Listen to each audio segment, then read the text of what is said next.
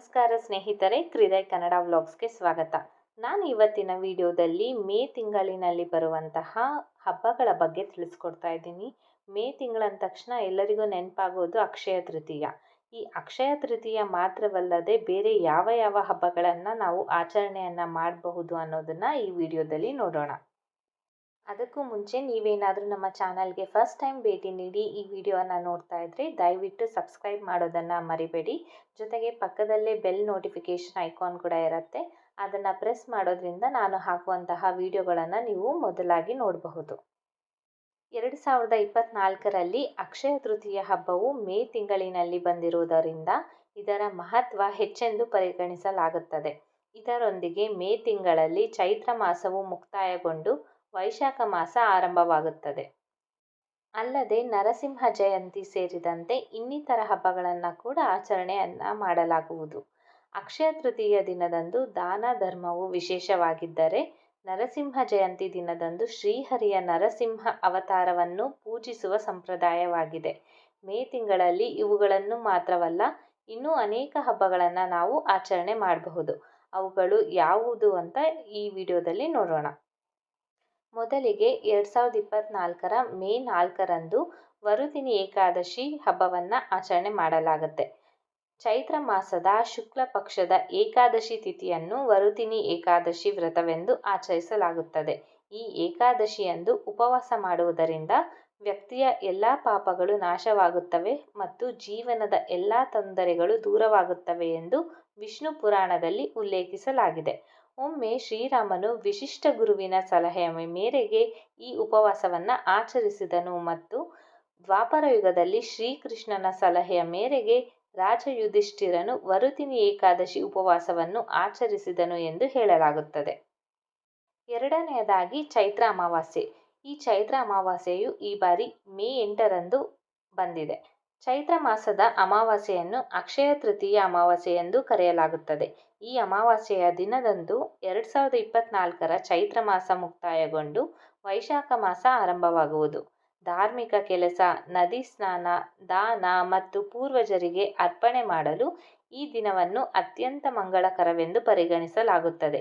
ಈ ದಿನ ಅಸಹಾಯಕರಿಗೆ, ಬಡವರಿಗೆ ಕೈಲಾದಷ್ಟು ಸಹಾಯ ಮಾಡೋದ್ರಿಂದ ಕಾಳಸರ್ಪ ದೋಷ ನಿವಾರಣೆಯಾಗುವುದು ಮತ್ತು ಪಿತೃಗಳ ಆತ್ಮಕ್ಕೆ ಶಾಂತಿ ದೊರೆಯುವುದು ಎಂದು ನಂಬಿಕೆ ಇದೆ.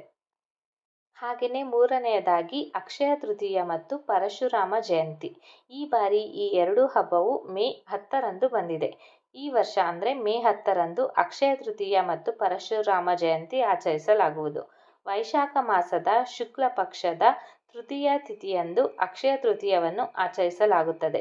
ಹಿಂದೂ ಧರ್ಮದಲ್ಲಿ ಈ ಹಬ್ಬವನ್ನು ಮಂಗಳಕರ ಸಮಯವಾಗಿಯೂ ನೋಡಲಾಗುತ್ತದೆ.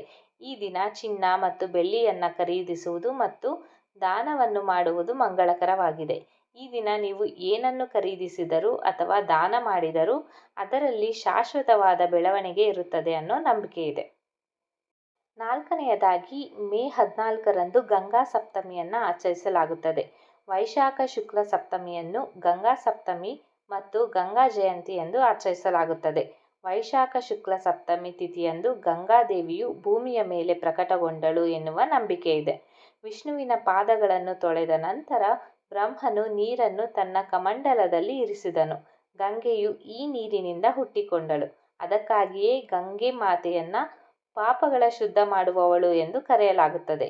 ಈ ದಿನ ಗಂಗಾ ನದಿಯಲ್ಲಿ ಸ್ನಾನ ಮಾಡೋದ್ರಿಂದ ವಿಶೇಷ ಪುಣ್ಯ ಪ್ರಾಪ್ತವಾಗುವುದು ಅನ್ನೋ ನಂಬಿಕೆ ಇದೆ. ಐದನೆಯದಾಗಿ ಮೇ 19ರಂದು ಮೋಹಿನಿ ಏಕಾದಶಿ ಹಬ್ಬವನ್ನು ಆಚರಣೆ ಮಾಡಲಾಗುತ್ತೆ. ವೈಶಾಖ ಶುಕ್ಲ ಏಕಾದಶಿಯಂದು ಮೋಹಿನಿ ಏಕಾದಶಿ ಉಪವಾಸವನ್ನು ಆಚರಿಸಲಾಗುತ್ತದೆ. ಭಗವಾನ್ ವಿಷ್ಣುವು ಈ ದಿನ ಮೋಹಿನಿ ಅವತಾರವನ್ನು ತೆಗೆದುಕೊಂಡಿದ್ದನು ಎನ್ನುವ ನಂಬಿಕೆ ಇದೆ. ಆದ್ದರಿಂದ ಇದನ್ನು ಮೋಹಿನಿ ಏಕಾದಶಿ ಎಂದು ಕರೆಯಲಾಗುತ್ತದೆ.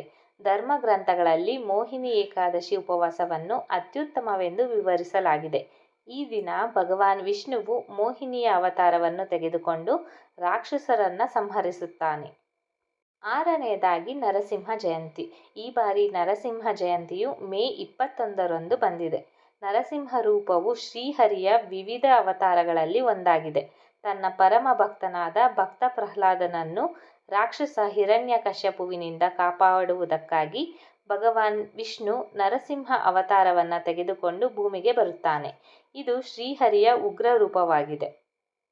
ನಂತರ ಬರುವುದು ಬುದ್ಧ ಪೂರ್ಣಿಮಾ ಅಥವಾ ವೈಶಾಖ ಪೂರ್ಣಿಮಾ. ಈ ಬಾರಿ ಮೇ 23ರಂದು ಬುದ್ಧ ಪೂರ್ಣಿಮಾ ಅಥವಾ ವೈಶಾಖ ಪೂರ್ಣಿಮಾವನ್ನು ಆಚರಣೆ ಮಾಡಬಹುದು. ವೈಶಾಖ ಮಾಸದ ಹುಣ್ಣಿಮೆಯ ದಿನಾಂಕವನ್ನು ವೈಶಾಖ ಪೂರ್ಣಿಮಾ ಅಥವಾ ಬುದ್ಧ ಪೂರ್ಣಿಮಾ ಎಂದು ಕರೆಯಲಾಗುತ್ತದೆ. ಗೌತಮ ಬುದ್ಧನು ಇದೇ ದಿನ ಜನಿಸಿದನೆನ್ನುವ ನಂಬಿಕೆ ಇದೆ. ಈ ಹುಣ್ಣಿಮೆಯಂದು ಗಂಗಾ ಸ್ನಾನ ಮಾಡಿ ಪೂರ್ವಜರ ಹೆಸರಿನಲ್ಲಿ ದಾನ ಮಾಡೋದ್ರಿಂದ ಪುಣ್ಯ ಪ್ರಾಪ್ತಿಯಾಗುತ್ತದೆ ಮತ್ತು ಪಿತೃದೋಷ ನಿವಾರಣೆಯಾಗುತ್ತದೆ ಅನ್ನೋ ನಂಬಿಕೆ ಇದೆ. ಸೊ ನೋಡಿದ್ರಲ್ಲ ಫ್ರೆಂಡ್ಸ್, ಈ ವರ್ಷ ಮೇ ತಿಂಗಳಿನಲ್ಲಿ ಯಾವ ಯಾವ ಹಬ್ಬಗಳನ್ನು ಆಚರಣೆ ಮಾಡಲಾಗುವುದು ಅನ್ನೋ ಮಾಹಿತಿಯನ್ನು ತಿಳ್ಕೊಂಡಿದ್ದೀರಾ.